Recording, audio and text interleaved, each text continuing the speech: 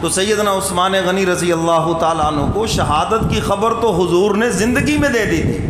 پہاڑ کے اوپر کھڑے ہو کر فرمایا تھا ایک نبی ہے، ایک صدیق ہے اور 2 شہید ہے۔ نبی میرے کملی والے پیغمبر، صدیق سیدنا صدیق اکبر، اور ایک شہید فاروق اعظم ہے، اور ایک شہید سیدنا عثمان غنی ہے۔ سیدنا عثمان غنی رضی اللہ تعالیٰ عنہ مسجد نبوی میں کھڑے ہو کر خطبہ ارشاد فرما رہے ہیں۔ باغیوں کا مطالبہ تھا عثمان خلافت چھوڑ دیں، اور حضور کی نصیحت کیا تھی کہ عثمان تم نے خلافت نہیں چھوڑنی۔ سیدنا عثمان غنی ممبر پہ کھڑے ہو کر خطبہ ارشاد فرما رہے، ایک باغی کھڑا ہوا، عثمان ہم آپ کا خطبہ نہیں سنیں گے، خطبہ بند کریں۔ آپ نے خطبہ جاری رکھا۔ حضرت عثمان غنی رضی اللہ تعالیٰ عنہ پر پتھروں کی بارش شروع ہوئی، اور زخموں سے گھائل ہو کر اس جگہ پہ گرتے ہیں جہاں میرے کملی والے پیغمبر قدم رکھ کر ممبر کے اوپر چڑھتے ہیں، گویا کہ ان کا سر حضور کے قدموں کے اندر گرا۔ سیدنا عثمان غنی رضی اللہ تعالیٰ عنہ کو بے ہوشی کی حالت میں اٹھا کر قصر خلافت میں لایا گیا۔ آپ کو جب ہوش آئی تو پہلا سوال یہی تھا، کیا میری وجہ سے حضور کی مسجد میں کوئی خون ریزی تو نہیں ہوئی؟ کیا میری وجہ سے مدینہ کی گلیاں تو خون ریز نہیں ہوئی؟ میرے محبوب کے شہر کا امن تو خراب نہیں ہوا؟ سیدنا علی مرتضیٰ رضی اللہ تعالیٰ عنہ تشریف لائے اور آ کے کہا امیر المومنین اب تو 2 ہی رستے ہیں، یا تو ان باغیوں کا مقابلہ کیا جائے اور ان کو ذرا سبق سکھایا جائے، اور یا پھر ان کا مطالبہ مانا جائے۔ سیدنا عثمان غنی فرماتے علی بھائی مجھے بخوبی علم ہے کہ میں ان کا مقابلہ کر سکتا ہوں، لیکن مجھے حضور نے جو شہادت کی خبر دی ہے وہ تو ہو کے رہنی ہے۔ اور دوسرے نمبر پر فرمایا میں دیکھ رہا ہوں اب میرے بعد تلوار اٹھے گی، مسلمانوں کی تلوار نیام سے نکلے گی، ہو سکتا ہے کہ قیامت تک واپس دوبارہ نیام میں نہ جائے، پھر یہ تلوار چلتی رہے۔ میں نہیں چاہتا کہ یہ تلوار میرے حکم سے چلے، میں نہیں چاہتا کہ میں اس کا ذریعہ بنوں، کیونکہ اللہ کے ہاں جو کچھ ہونا ہے وہ ہو کے رہے گا۔ اللہ تعالیٰ اگرچہ اس کی خبر دے دیتے ہیں، لیکن اس کا یہ مطلب نہیں ہوتا کہ اس کو کوئی ٹال سکے، ٹال نہیں سکتا کوئی بھی اس کے فیصلوں کو۔ لا تبدیل لکلمات اللہ، اللہ کے فیصلوں کو کوئی نہیں بدل سکتا۔ سیدنا امیر معاویہ رضی اللہ تعالیٰ عنہ، ان کا قاصد بھی یہ پیغام لے کر آیا، مجھے پتہ چلا ہے باغیوں نے مسجد نبوی کا گھیراؤ کر لیا، باغیوں نے آپ کے گھر کا گھیراؤ کر رکھا ہے، آپ مجھے اجازت دیں شام سے فوجیں لے کے آتا ہوں اور میں ان کا مقابلہ کرتا ہوں۔ سیدنا عثمان غنی رضی اللہ تعالیٰ عنہ نے ان کو بھی یہی جواب دیا، یہ لوگ بظاہر چونکہ جیسے کیسے بھی ہیں کلمہ پڑھتے ہیں، میں ان کے اوپر تلوار نہیں چلاؤں گا، میرے محبوب نے جو مجھے بات فرمائی ہے میں اسی کے اوپر ہوں۔ بڑے بڑے صحابہ مدینہ چھوڑ کر چلے گئے، حج کا موسم ہے، حج کے لیے تشریف لے گئے، مگر اپنے نوجوان بچوں کو حضرت عثمان کی حفاظت کے اوپر کھڑا کر دیا، جن میں حضرت علی مرتضیٰ رضی اللہ تعالیٰ عنہ نے اپنے دونوں بیٹے حضرت حسن اور حسین کو حضرت عثمان غنی کی حفاظت کے لیے ان کے گھر کے باہر کھڑا کر دیا، کیونکہ سیدنا عثمان غنی رضی اللہ تعالیٰ عنہ 40 دن تک بھوکے اور پیاسے رہے، اور بھوکے اور پیاسے رہ کر قرآن کی تلاوت کی۔ میرے استاد محترم فرمایا کرتے تھے مولانا ضیاء القاسمی مرحوم، حسین تو نے بھی کربلا کے اندر بھوکا اور پیاسا رہ کر قرآن پڑھنا ہے، آج یہ سبق اپنے چاچے عثمان سے سیکھ لے، آج اس مدینہ یونیورسٹی کے اس پرنسپل عثمان سے اپنا یہ سبق سیکھ لے، تجھے بھی بھوکا اور پیاسا رہنا ہے کربلا کی سرزمین کے اوپر، تو نے 10 دن بھوک اور پیاس برداشت کرنی ہے، اور تیرے چچا عثمان نے 40 دن بھوک اور پیاس برداشت کی ہے۔ مگر افسوس حسین کا تذکرہ تو موجود ہے ہمارے میڈیا پر، ہونا چاہیے، میں اس کا انکار نہیں کرتا، حسین کی محبت ہمارے ایمان کا حصہ ہے۔ سیدہ شباب اہل الجنہ حسن اور حسین یہ جنت کے جوانوں کے سردار ہیں، اور دیکھ لیں یہ جنت کے جوانوں کے سردار عثمان غنی کے پہرے دار بھی ہیں۔ یہ عثمان کے پہرے دار بھی ہیں اور حضرت حسن زخمی بھی ہوئے ہیں چچا عثمان کو بچاتے ہوئے، سب کتابوں میں موجود ہے یہ۔ تو میرے محترم سامعین، ایک دن حضرت عثمان غنی رضی اللہ تعالیٰ عنہ نے سیدنا علی مرتضیٰ سے فرمایا علی بھائی پانی تو بھیجو، بڑے دن گزر گئے۔ سیدنا علی مرتضیٰ پانی کا مشکیزہ لے کر آئے، باغیوں نے تیر مارے، چھنی کر دیا، پانی سارا بہہ گیا۔ آپ نے اپنی پگڑی اتاری اور پانی کے اندر بھگو کر دیوار کے اندر پھینک کے کہا عثمان بھائی حشر کے دن شرمندہ نہ کرنا، میں پانی لے کر آیا تھا مگر باغیوں نے تم تک پہنچنے نہیں دیا۔ ام حبیبہ رضی اللہ تعالی عنہ حضور کی زوجہ محترمہ، وہ آپ کے لیے خورد و نوش کی اشیاء لے کر آئی، باغیوں نے آپ تک نہ پہنچنے دی۔ میرے محترم سامعین، یہ ان کی مظلومیت اور ان کی شہادت یہ تو اللہ کے ہاں لکھی ہوئی تھی، اور وہ اس چیز کو سمجھتے تھے کہ کوئی نہیں اس کو بدل سکتا۔ حضرت عبداللہ ابن عمر رضی اللہ تعالیٰ عنہ تشریف لائے، کسی طرح سیدنا عثمان غنی سے ملاقات ہوئی، کہا امیر المومنین کیا آپ ہمیشہ زندہ رہ سکتے ہیں؟ فرمایا نہیں۔ تو فرمایا کہ پھر ان منافقوں کے کہنے پہ خلافت کبھی نہ چھوڑنا، ان کا مطالبہ کبھی نہ ماننا، ورنہ یہ ریت چل پڑے گی کہ لوگ کسی کو بھی نہیں مانیں گے، اس کو بھی چھوڑو اس کو بھی چھوڑو، جو بھی آئے گا اور یہ کہیں گے بس جی اس کو ختم کرو اور نیا ہماری مرضی کا لاؤ، اور پھر ان کی مرضی بھی ایک نہیں ہوگی، کسی کی کوئی مرضی کسی کی کوئی مرضی۔ چلے میں اس بات کو تو وہاں چھوڑتا ہوں، یہ جتنے یہاں ہمارے جو حکمران آتے سارے راضی ہیں اس سے؟ ہیں ایک پارٹی کا آج دوسرا توئے توئے کرتا ہے یا نہیں کرتا؟ اچھا پھر جب وہ دوسرے کی باری آتی تو پہلا شروع ہو جاتا ہے، پہلا ختم ہوتا ہے تو دوسرا شروع ہو جاتا ہے۔ یہی تماشا دیکھا یا نہیں دیکھا؟ کہتے قوم حق پہ جمع، یہ قوم اپنے حق پہ نہیں جمع ہو سکتی، اس نے اصل حق پہ کیا جمع ہونا ہے؟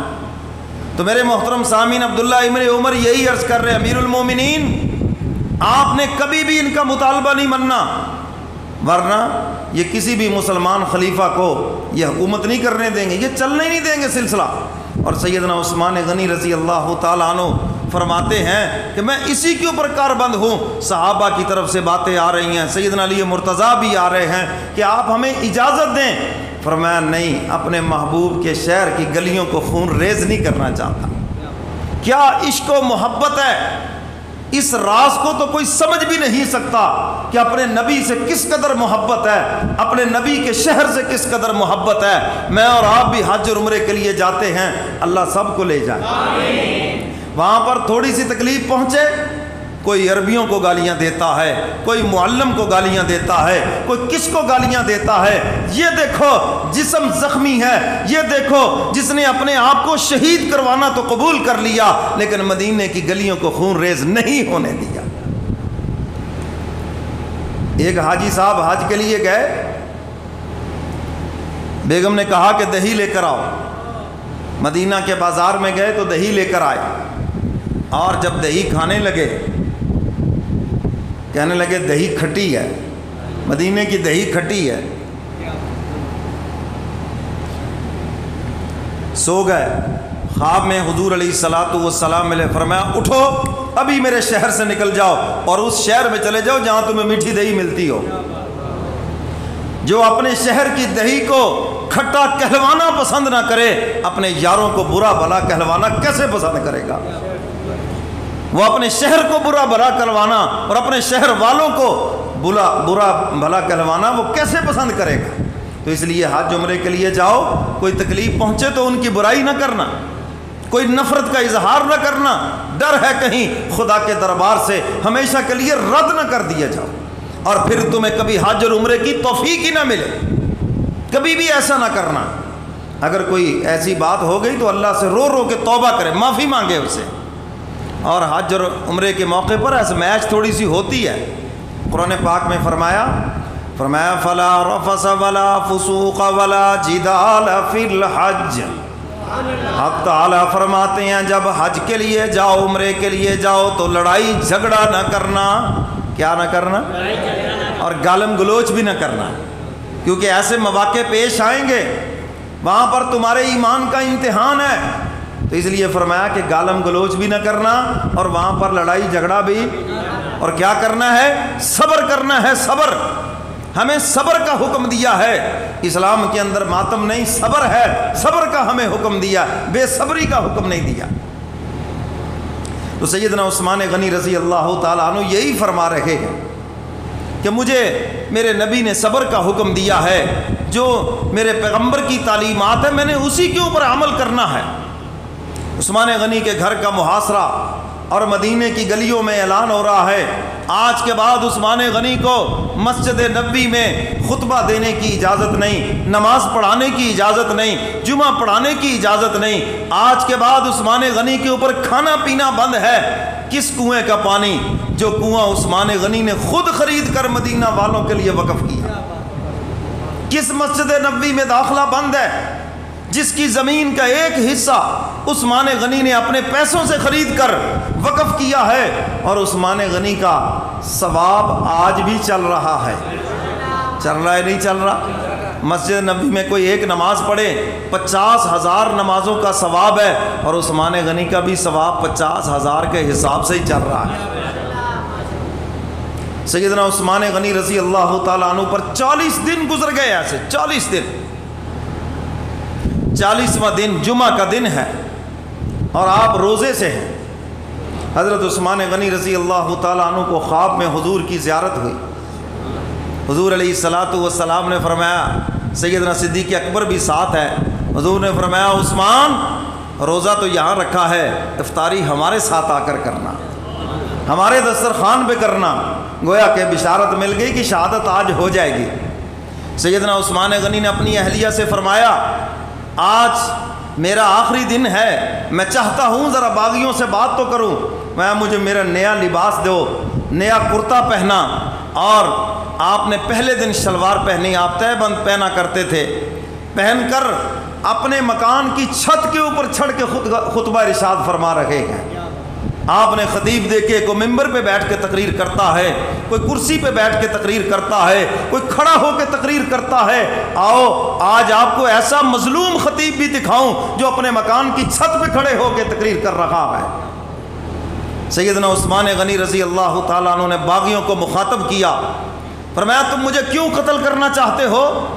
کسی انسان کو اگر قتل کیا جاتا ہے، اگر اس نے کسی کو قتل کیا ہو، فرمایا میں نے تو آج تک کسی کا قتل نہیں کیا۔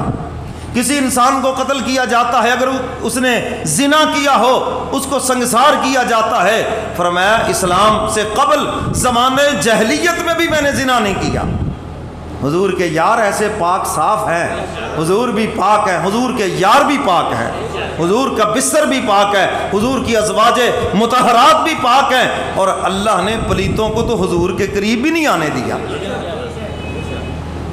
یہ تو ایمان کے خلاف ہے۔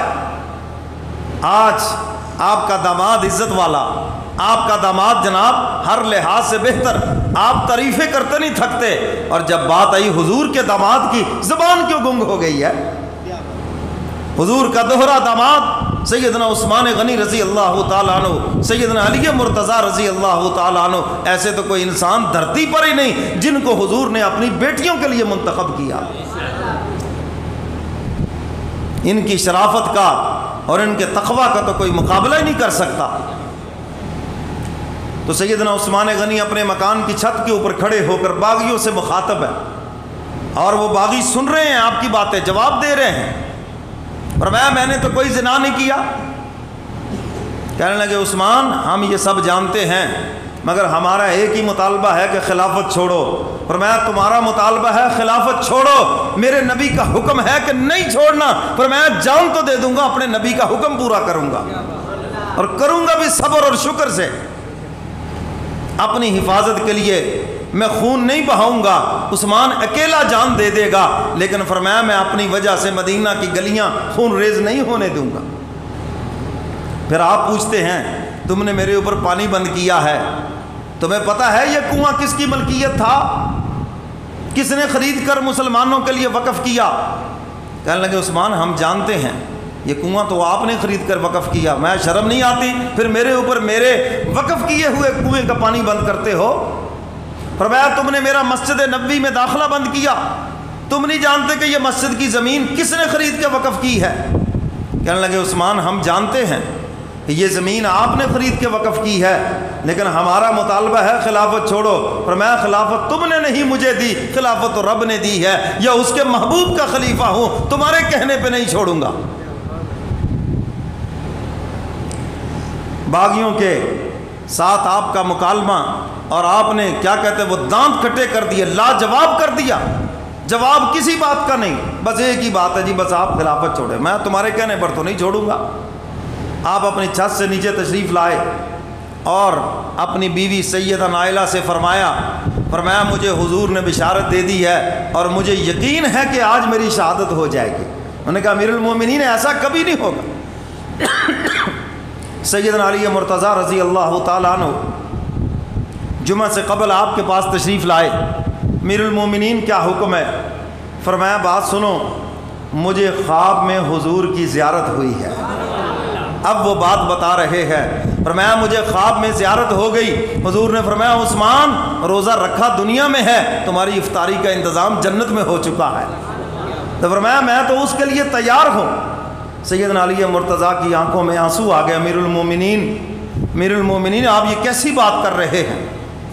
آپ تشریف لے گئے اور اپنے بیٹے حضرت حسن اور حسین کو خصوصی ہدایات فرمائی، دروازے کے اوپر کھڑا کر دیا، اور صحابہ کے بیٹے بھی وہاں پہ کھڑے ہیں۔ فرمایا باغیوں کو اندر نہیں جانے دینا۔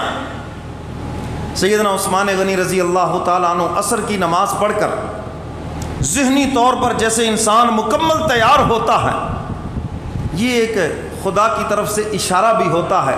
دنیا میں اور بھی لوگوں کو آپ دیکھیں گے وہ خود ہی بتا دیتے ہیں کہ بس آج شام ہماری آخری ہے۔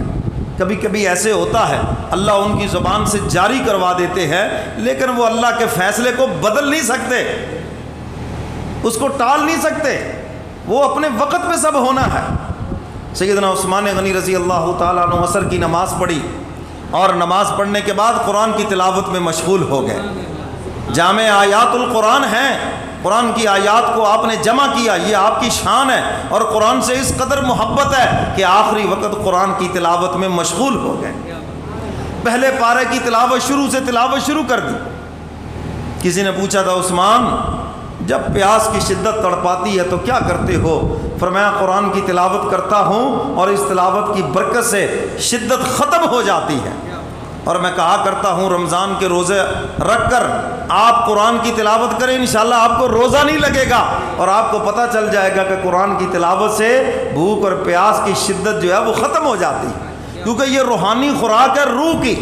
جب روح تگڑی ہوتی ہے، روح پاورفل ہوتی ہے، روحانی طاقت جب مضبوط ہوتی ہے، جسمانی خوراک تھوڑی بھی ملے تو گزارا ہو جاتا ہے۔ ہماری چونکہ روحیں کمزور ہیں نا جی، اس لیے صبح و شام کھاتے رہتے، پھر بھی بیماری ہیں، پھر بھی جناب وہ بڑی مشکل سے اٹھتے ہیں، پھر بھی جسم میں وہ طاقت نہیں، کیونکہ روحانی طاقت بہت کمزور ہے، بہت کمزور ہے روحانی پاور۔ تو سیدنا عثمان غنی رضی اللہ تعالیٰ عنہ قرآن کی تلاوت فرما رہے ہیں، باغی آئے اور مکان کے پیچھے سے پہلے آگے سے حملہ کیا۔ حضرت حسن بہت زیادہ زخمی ہوئے مگر باغیوں کو اندر نہ جانے دیا، حضرت حسین بھی زخمی ہوئے مگر باغی پیچھے کی طرف سے اندر مکان میں گھسے، اور سیدنا عثمان غنی رضی اللہ تعالیٰ عنہ قرآن کی تلاوت میں مشغول ہیں۔ ایک باغی نے آپ کی داڑھی کو پکڑا، آپ نے فرمایا اگر آج تیرا باپ زندہ ہوتا تیری اس حرکت پہ کبھی راضی نہ ہوتا، شرم کے مارے پیچھے ہٹا۔ دوسرے نے لوہے کی لاٹ سیدنا عثمان غنی کے سر کے اوپر ماری، خون کا فوارہ نکلا، اور قرآن کریم کی آیت مبارکہ فَسَيَكْفِيكَهُمُ اللَّهُ، ترجمہ یہ ہے میرے لیے میرا اللہ کافی ہے، اس آیت کے اوپر پڑھتا ہے۔ آج بھی وہ قرآن کا نسخہ جس میں عثمان غنی کے خون کے چھینٹے پڑے ہیں وہ مصر کے عجائب گھر کے اندر پڑا ہوا ہے، اور عثمان غنی کی مظلومیت کو بیان کر رہا ہے۔ اور کل قیامت کے دن حشر کا میدان ہوگا، کسی کی شہادت کا گواہ احد کا میدان ہوگا، بدر کا میدان ہوگا، کسی کی شہادت کا گواہ منبر و محراب ہوگا، مگر عثمان میں تیری عظمت پہ قربان جاؤں، جب تیری شہادت کی بات آئے گی اللہ پوچھے گے عثمان تو شہید ہے، گواہ کون ہے؟ عرض کریں گے الہ العالمین، تو رحمان ہے اور میری شہادت کا گواہ تیرا قرآن ہے۔ سیدنا عثمان غنی رضی اللہ تعالیٰ عنہ آپ کی گردن مبارک کاٹی گئی اور آپ کا سر قرآن کے اندر گرا.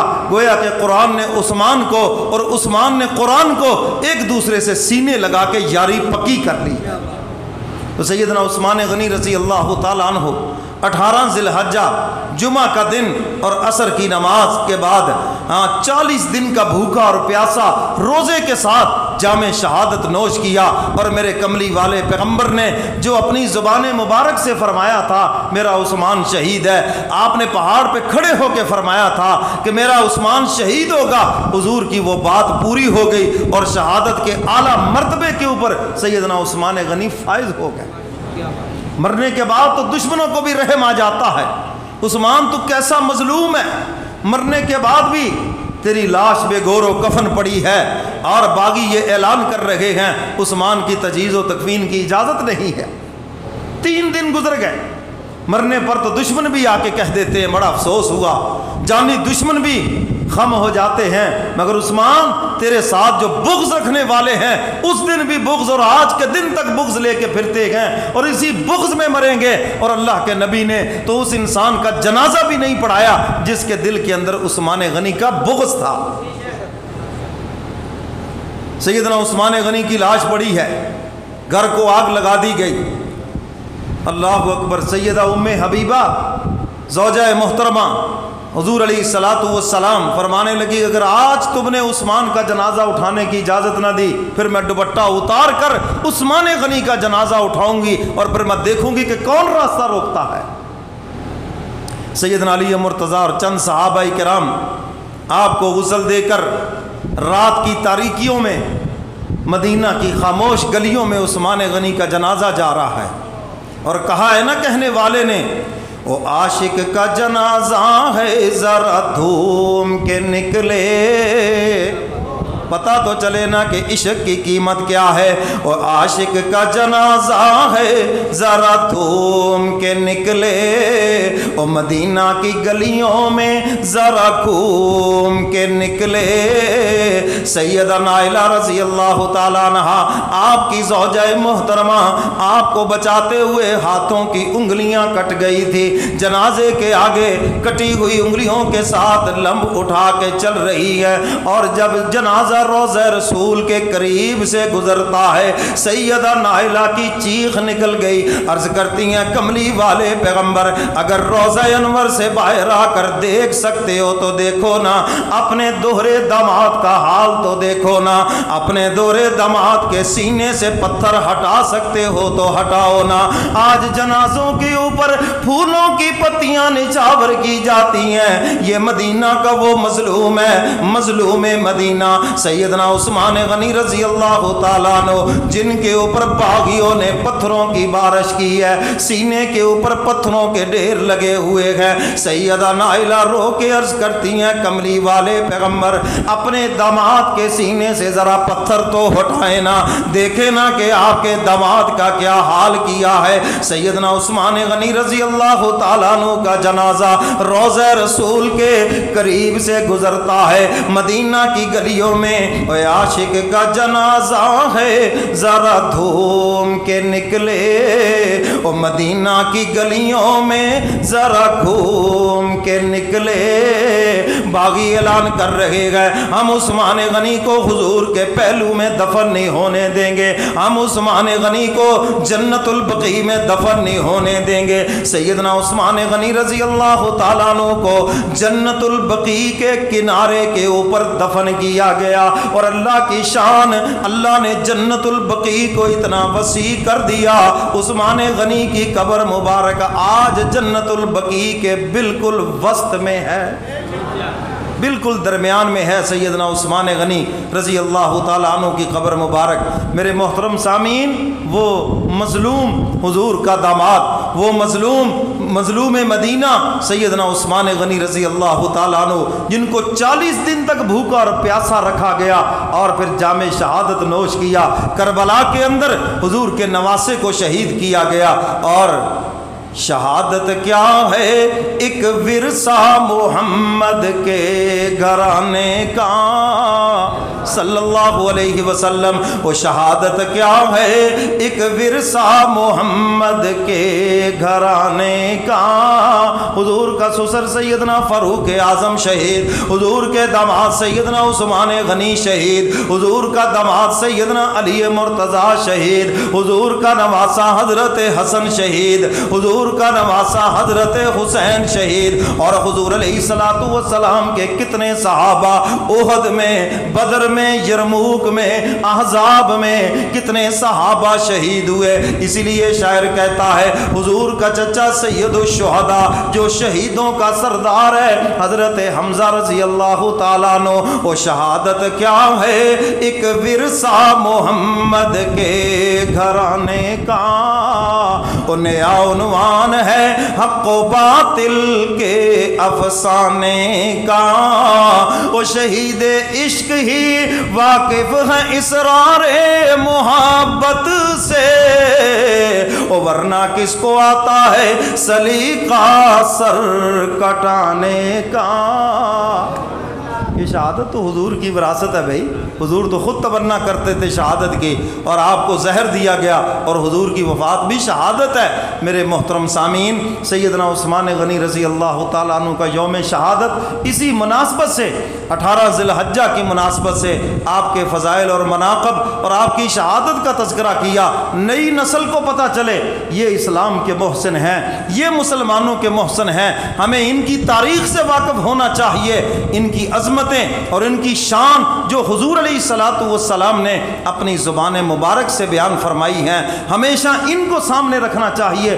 تاریخ کو نہ دیکھو، تاریخ کے چیتھڑوں کو نہ دیکھو، تاریخ لکھنے والوں کو نہ دیکھو، یہ بھی ملعون، ان کی تحریریں بھی ملعون. اگر صحابہ کو تولنا ہے یا قرآن میں تولو یا پھر حضور کے فرمان میں تولو. تاریخ کیا حیثیت رکھتی ہے؟ تو اس لیے میرے محترم سامعین، سیدنا عثمان غنی رضی اللہ تعالیٰ عنہ جن کے متعلق حضور نے ایک مرتبہ نہیں کئی مرتبہ جنت کی بشارت دی. جب 10 صحابہ کی جنت کا اعلان ہوا، 10 مبشرہ، ان میں بھی عثمان کا تیسرا نمبر ہے. ابو بکر فی الجنہ، عمر فی الجنہ، عثمان فی الجنہ، علی فی الجنہ، طلحہ زبیر فی الجنہ. تو 10 مبشرہ میں بھی جنتی ہونے کا تیسرا نام سیدنا عثمان غنی کا ہے. اللہ مجھے اور آپ کو قرآن و سنت پہ عمل کی توفیق عطا فرمائے. وآخر دعوانا ان